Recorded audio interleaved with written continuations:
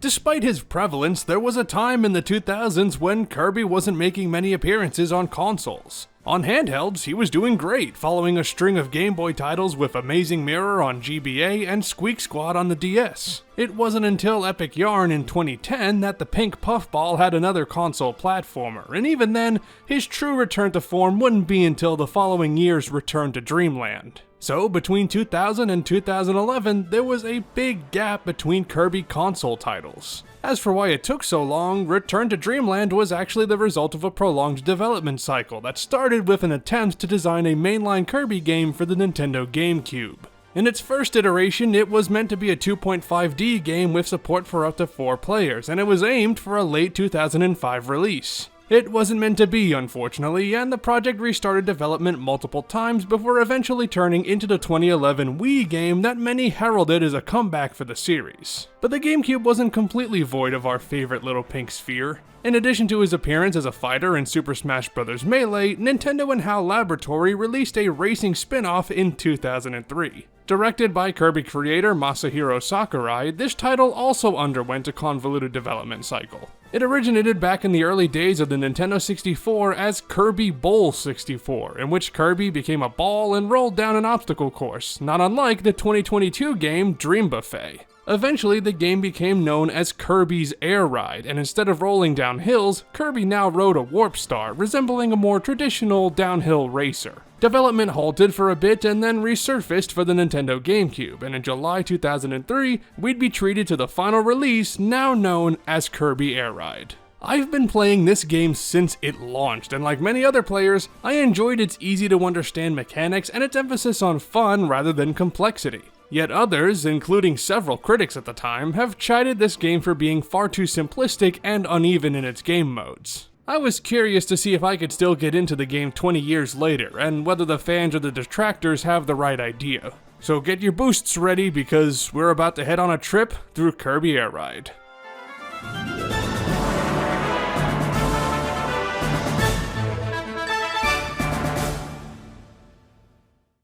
Before we dive into the game modes, let's cover the basics. Kirby Air Ride is known for a couple of things, one of which being how dead simple it is to play. Your Air Ride machine automatically moves forward, all you need to do is steer with the control stick. The only other inputs are boosting, swallowing enemies, and spinning. The first two use the A button, and the third comes by wiggling the control stick back and forth. That's all you do throughout the whole game. It is quite literally a one-button racer. Not that you'd expect a Kirby racer would be complex, but this cranks the simplicity up to 11. Or I guess down to 1 might be more appropriate? But just because the controls have no depth doesn't mean the game is mechanically dull. For the most part, the physics hold up well, adding tactile weight to make up for the controls being so bare bones. You can get a lot of air off of ramps and cliffs, and learning how to control your machine while off the ground is critical. Landing straight grants a bit of speed, and in a game like this, every bit of acceleration counts. Because many of the actual mechanics come from your machine, it must have been tricky to design gameplay that feels natural for every vehicle, but they pulled it off pretty well. It's not the fastest racing game out there, especially compared to contemporary games like Need for Speed and F-Zero GX, but there is a sense of thrill here that you need for this genre. I suppose Kirby Air Ride is a combat racer, although destruction isn't the focus. Your spin attack can disrupt racers, and of course, you can inhale enemies to gain their ability. Many staple Kirby powers reappear, although modified to fit a racing game. Fire, for instance, creates a burning field that damages enemies, and plasma shots home in on targets. They can boost you, but they are no substitute for actual skill and learning the tracks. Because the controls are easy to pick up, it's more about adapting to random enemy and copy ability placement. Adapting to the situation on the fly is a vital skill for any racing game, and Air Ride is no exception. Equally as important, however, is the vehicle you ride on. There's plenty of vehicles to unlock, each with their own gimmicks and stats. Even though they use the same control scheme, I like the variety here. It's not just a matter of some having better acceleration, or weight, or handling, some have unique gimmicks that give you a different playstyle. Like the Formula Star, which constantly gains speed so long as you don't boost or crash, and the Shadow Star, which can dish out a beating.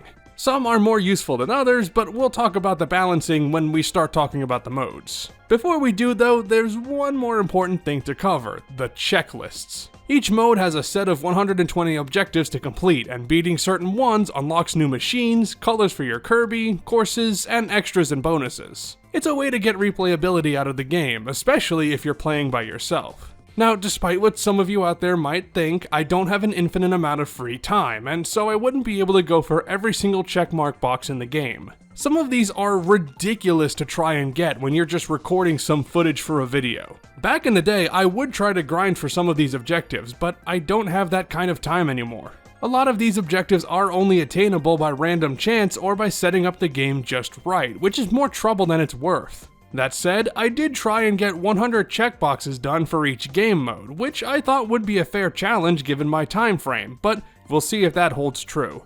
Anyway, on to the game modes.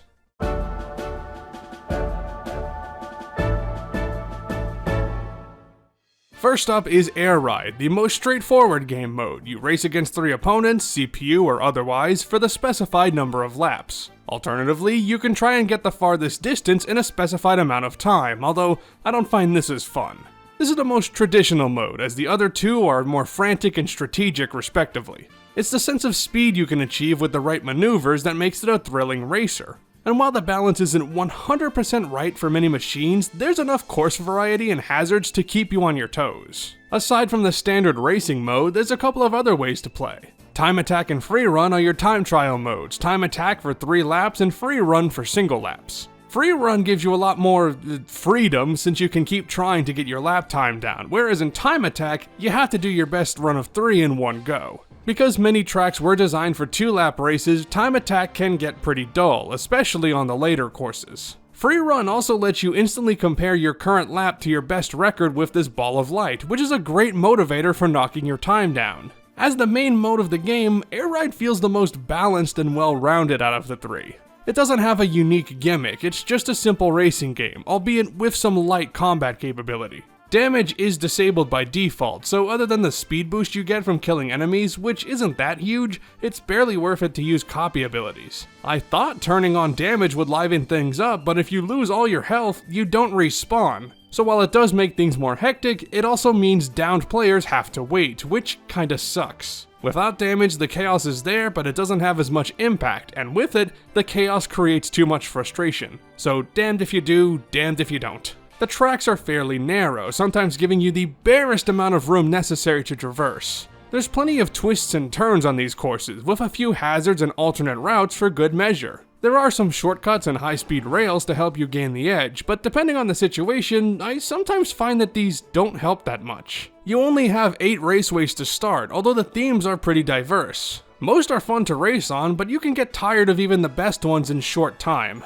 I really like Celestial Valley for its complex layout and verticality, especially in the final sprint with the waterfall. Sky Sands is also a lot of fun. The curves aren't as sharp, but it's delightfully tricky with its hazards and moving pieces. Other tracks like Machine Passage and Checker Nights incorporate tight turns that make for a good challenge. Frozen Hillside is more annoying with its sharper corners and the long stretch in the middle that's pretty automated. But it does have a giant space whale, which means it gets an automatic A+.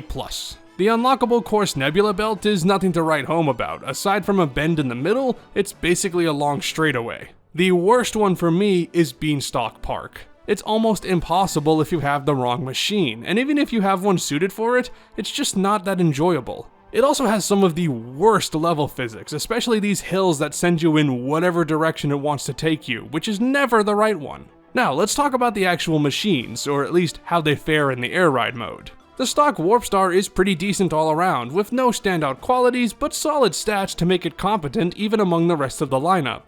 The Winged Star is one of my favorites. It's slow on the ground, but has higher airspeed and near-perfect handling and lift while in the air. Another favorite is the Swerve Star. It's somewhat situational, but its near-constant high speed is a huge plus. Sure, constantly stopping to reorient yourself can be a nightmare, but if you know the track well enough, it's not an issue at all. The Wagon Star can't boost, but it makes up for it with solid handling and good top speed. You have to be far more judicious with your boosts, but if you learn how to use it, it is a viable machine. And then there's the Wheelie Scooter, which every Air Ride veteran knows is super broken. It can get massive jumps, and its turn radius while boosting is ridiculous. There's a reason why it's the machine of choice for speedruns. Other machines can be useful, but are dependent on your skill, the course, and a bit of luck. The wheelie bike gets incredible speed and airtime, but with how constricted these levels are, you won't always be able to take advantage of it. The Slick Star can be decent, but it has terrible handling. Unless you boost to correct yourself, this thing has no turning power whatsoever, which makes sections like this half-pipe almost impossible to navigate. The Formula Star can reach incredible speeds, but it is not built for most of these tracks.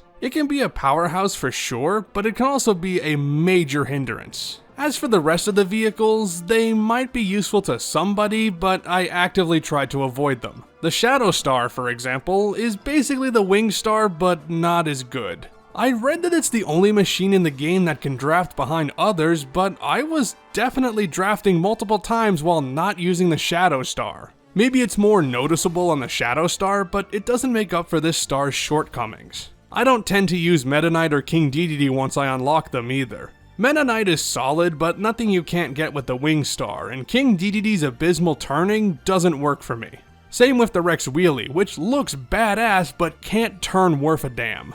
And as for the Turbo Star, Rocket Star, and Bulk Star, no way, all too unwieldy for me to want to learn. Here's the thing about Air Ride, given the right player, I can see almost every machine being workable. Certainly not on every track, and some are far easier to learn than others, but if you took the time to practice them, even the weaker ones have their points. Some are far too gimmicky for me, but who knows, maybe those gimmicks appeal to you.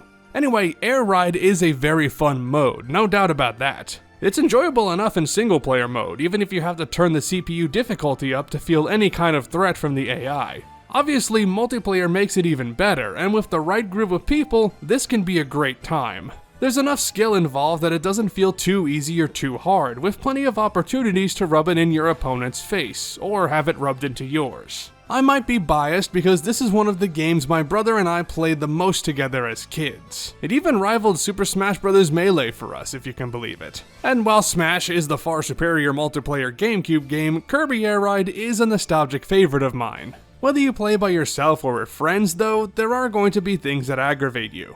The invisible walls can be a pain. I never remember these being as troublesome as I found them when playing it today. While they're placed in a manner that makes sense, you'll be hitting them quite often thanks to the fast speeds and tight corridors, and when you hit one on an odd angle, it can really mess you up. Usually you'll fly off in an unexpected direction or crash and fall back a bit, losing all your momentum. Collision detection in general can be wonky sometimes, which can be costly on some of these courses. Not enough to be a huge issue, but it can bite you on the ass. I also wish you had a way to discard your current copy ability. You can do that in City Trial, and I would have loved to see it here. Some abilities aren't very helpful, and sometimes they can be detrimental. Considering that inhaling enemies is tied to the boost button, it is sometimes unavoidable if you want to be competitive.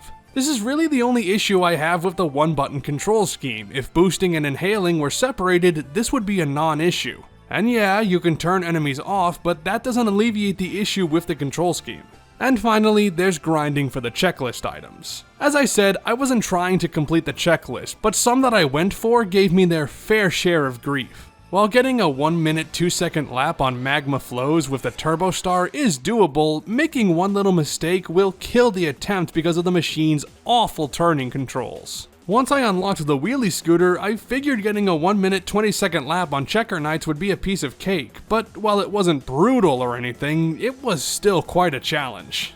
Then there's getting under 2 minutes 40 seconds in 2 laps. I barely got that one with the Swerve Star after some admittedly bad gameplay on the end.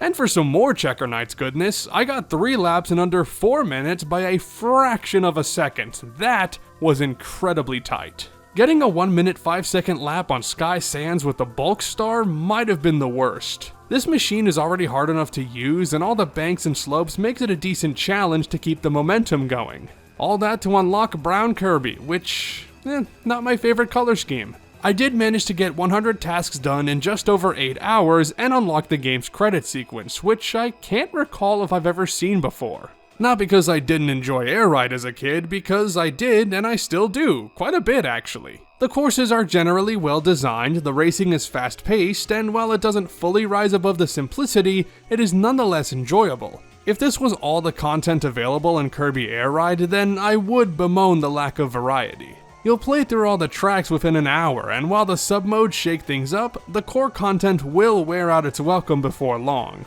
I started to get bored while going for these challenges, even if I find the gameplay satisfying. That's one of two reasons why I've never seen the credits for this mode. I enjoy Air Ride, but not necessarily the grind, and the prospect of going for 100% never appealed to me as a kid, and it certainly doesn't now. The second reason is that my time in this game is usually spent elsewhere, but we'll get to that later. For now, we have another game mode to tackle, and that requires us to look at things from a different perspective.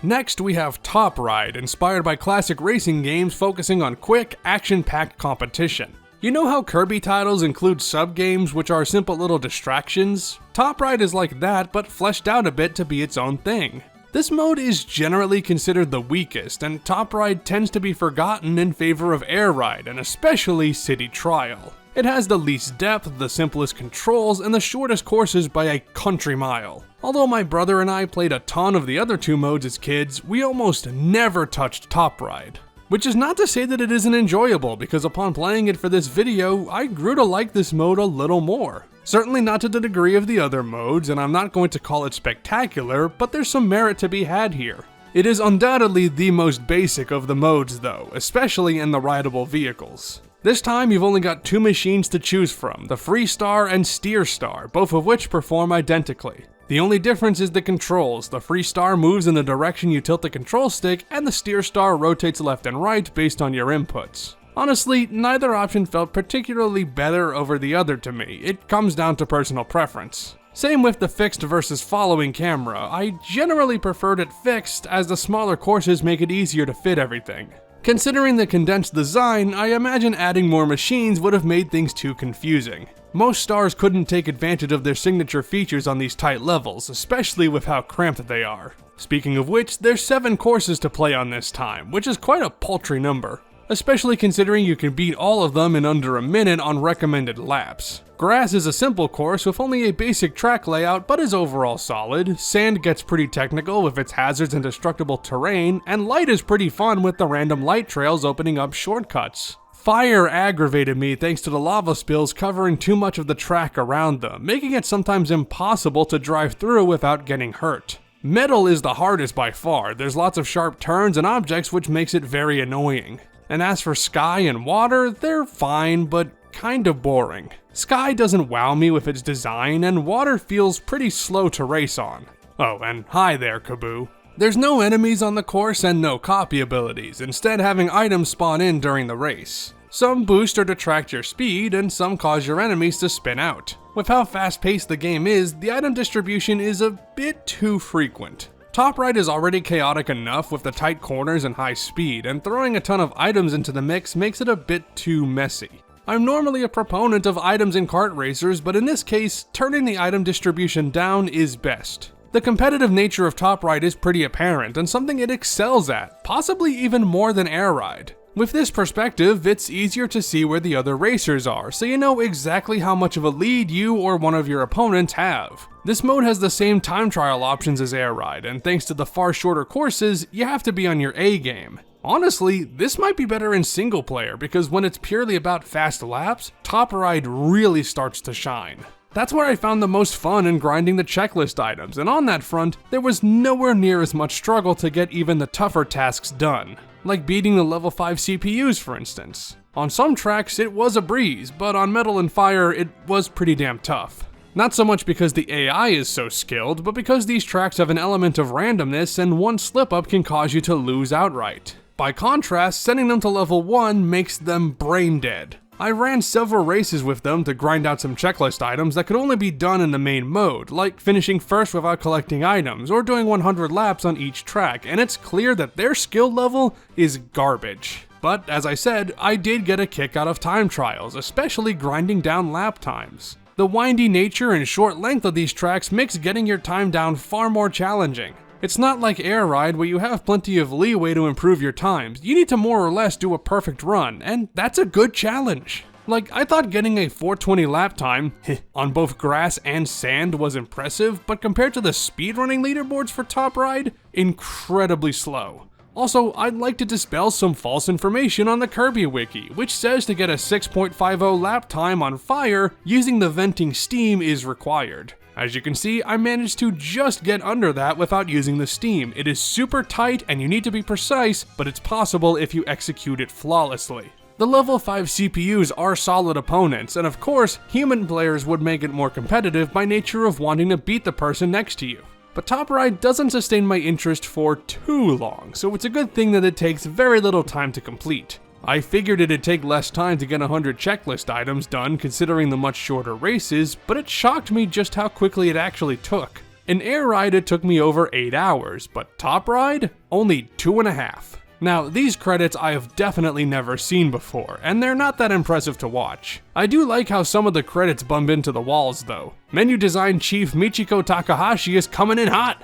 Man, Top Ride surprised me on this revisit with how solid it is. I knew this mode was mechanically sound, but spending so little time playing it as a kid made me think it was worse than it actually was. For what is an extremely simple racing game, it's still a solid amount of fun. Go into this one with the right mindset and you'll get a lot out of it. It is still the worst of the 3 game modes, but if you're in the mood for something simple, Top Ride is a decent option. But it's time to move on to what many consider the main event, a game mode that rose above the other 2 to become a powerhouse all on its own. Pack your bags, we're heading to the city.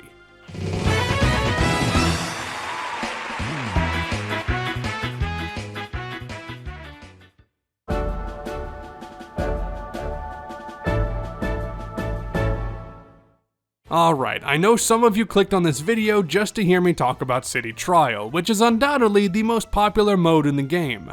This mode involves building a strategy and executing it in the finale rather than straightforward racing. It is the most layered of the game modes, with a wide open map to explore, a focus on stats, and a much higher degree of randomness involved. Let's outline how this mode handles first, as it happens in stages. You're dropped into a large city on the compact star to start, and you have 5 minutes to find as many stat boosting patches as you can before time runs out. Then, you play a short stadium game, and the winner of that game is the winner of the whole thing. You won't know what game it is until the city tour ends, but the machine you're on and the items you collect carry over to the stadium game. So it's 5 minutes of preparation for a quick little game that might screw you over because you're not ready for it. Yes, it's the Kirby racing roguelite we've all wanted. While the emphasis on luck and guessing might turn some people away, exploring the city and boosting your machine to ridiculous levels is very cool. Since the Air Ride machines and items are completely random, there's room for different playstyles to develop. Sometimes you'll get a prediction on what the stadium event will be, so you'll prioritize items that suit that event. Or you'll find one of your favorite machines and min-max it by boosting its better stats. Or you'll just grab everything you can find in the hopes that luck will favor you in the end. If you play Air Ride before this mode, you'll be acquainted with these machines and their strengths and weaknesses, and taking advantage of them is crucial to win in City Trial. This city has a lot of amenities that any city dweller is familiar with. High-rise buildings, a forest, a river and water wheel by a golf course, a high-speed rail system, destructible barracks, a castle, underground caverns, a volcano, and a floating golden platform. It's a very open map, but small enough that it doesn't take long at all to get around. Many districts connect via the rail system, and once you find the right upgrades, you can take to the open skies and fly all around this place. Or just stick to one corner of the map and dick around for a bit. The possibilities are endless. I remember my brother and I getting on the rails in opposite directions and dueling each other every time we crossed paths, and if you've boosted your offense, you can annihilate any machine with a good few strikes. Goofy shenanigans like that can happen all the time, like this Rex wheelie that spawned in and barreled towards the ravine as the round began. You good, Rexy? Beyond these silly little things, there's plenty of other stuff that can occur at random. Every so often, an event will happen that spices things up, ranging from helpful stuff like restoring health or getting a bunch of items to dangerous stuff like the rail station spontaneously combusting or meteors bombarding the city. Seeing Dynablade swoop in is pretty awesome, even if she just stands around and doesn't do much. You'll probably find this odd, but the event where air ride machines fly above the city freaked me out as a kid. I don't know why, but it felt sinister in some way, even though it's only a way to get some additional machines. I don't know, I guess it was my inherent wussiness as a child. But the best random elements are the 2 legendary machines, which you can assemble by finding their parts. The Dragoon is the best flying machine in the game, getting incredible speed and tight turns in the air. Even on the ground it's no slouch, and it looks beautiful. Then there's the Hydra, an absolute beast of a machine. I mean, look at how huge my health bar is. And this thing is powerful, even if you haven't upgraded your offense. You need to charge up to move, but once you do, you can obliterate your opponent and then steal all the stat boosts they drop and then rub it in by running them over again. You know, if you feel like it.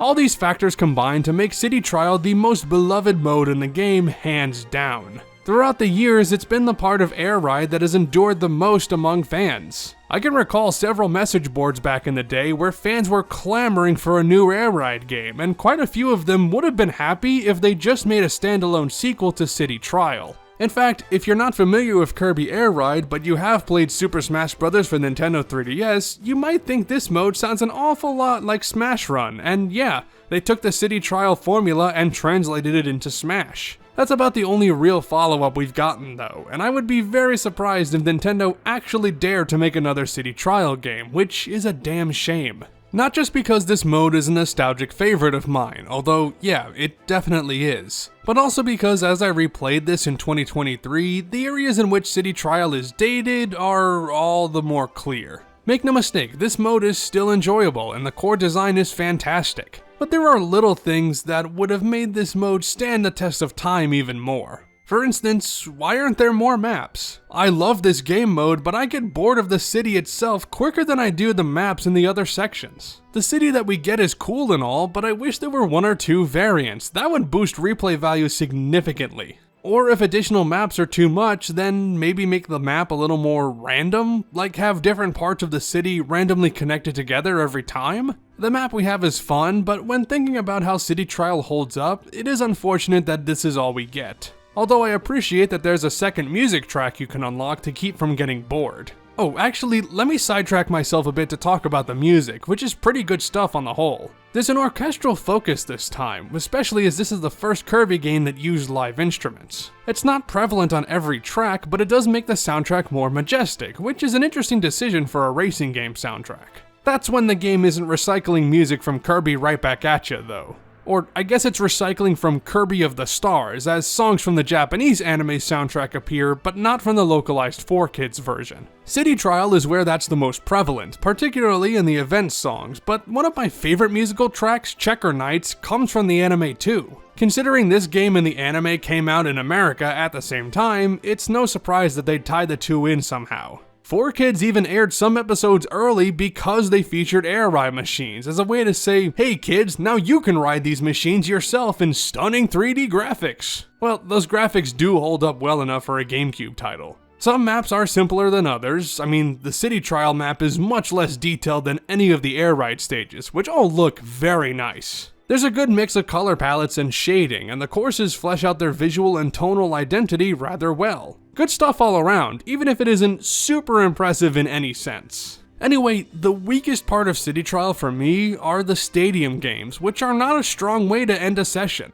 I appreciate the variety since it makes the city run more involved. If you had the same final task every time, whether it be a race or fighting your opponents, the gameplay loop wouldn't be as satisfying. But in most cases, it's way too easy to slaughter these games with the right build, and if you don't, you're screwed. Some machines are completely unsuitable for these games, and depending on your setup, one player can absolutely curb stomp the other. Like this round on high jump, where my brother only got 29 feet and I got 2,124 feet, completely surpassing the damn map. But I mean, it's not that impressive. My score was only over 7,000% higher, not that big of a deal. Or try doing a drag race against a top speed boosted Swerve Star when you're on a mediocre Shadow Star. Good thing this unlocked a checklist box, or I'd be way more upset at this flagrant unfair advantage. Speaking of which, let's talk about the checklist, which is probably the hardest to fill out. in addition to all the random elements that have to align right, city trial runs are overall longer than air ride runs and much longer than top ride runs. A sizable amount of objectives are beating records in the stadium games, and you can play these individually. But going for some of these without in-game upgrades is bonkers, if it's even possible. And the in-city stuff isn't much better. I would have said that I couldn't fathom how anybody could get the checkbox for getting trampled by Dynablade intentionally, since you don't know where she'll spawn in. But while playing some multiplayer, my brother ended up in the right spot for a nice trampling, and it didn't even take that long to get. So thanks, Matt, and sorry for destroying your wheelie scooter in the final second that one time. One checklist item that I'm proud of is getting the perfect 200 points on Target Glider. Not that it's hard, but in this playthrough, I was incredibly close to missing the second launch. I hit that 100 point marker by a hair to get it on my first try. If you are going for 100 checklist items, it pays to have at least one other player helping you out. My brother and I coordinated several objectives that I otherwise would have had to grind for, which would have taken a considerable amount of time. As it is, if you don't count leaving the console on for 2 hours and free run for 3 easy objectives, we got through 100 checklist boxes in about 7 hours. And it was a fun time for sure. I might be a little cooler on City Trial now, but it is still very enjoyable. Considering there was no mainline Kirby game on the GameCube, this is the closest you get to a Kirby adventure on the system. And even in this unique perspective, it's engaging thanks to the strategic and randomized gameplay. It's not airtight in its execution, but the foundation is solid and the concept and game flow work super well, even today. I'd love to see an updated version of this formula as there's plenty of untapped potential, but as it is, City Trial still holds a bright candle.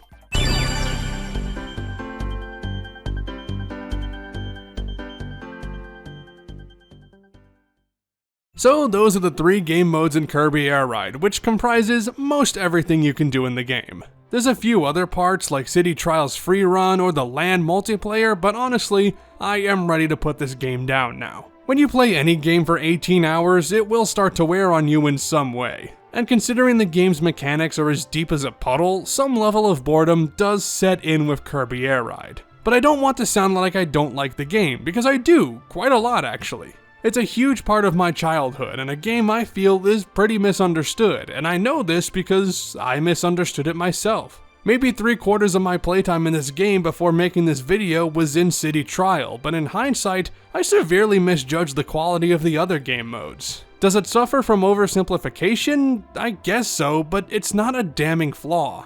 People deride this game for being simple, and hey, if you can't get into it because of that, then that's totally understandable. I just enjoy this game too much to share that sentiment. This game might not be as consistent as some other GameCube multiplayer classics, but I know that if I was hanging out with friends and they asked if I wanted to play Kirby Air Ride, well, I wouldn't say no. For now though, it's time to give this machine a rest.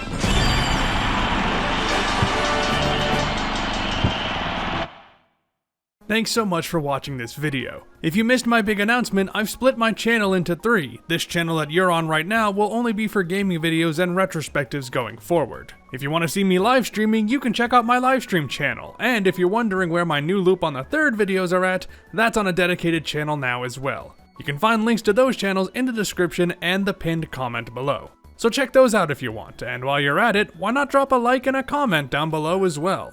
Thanks again for watching, and I'll see you next time.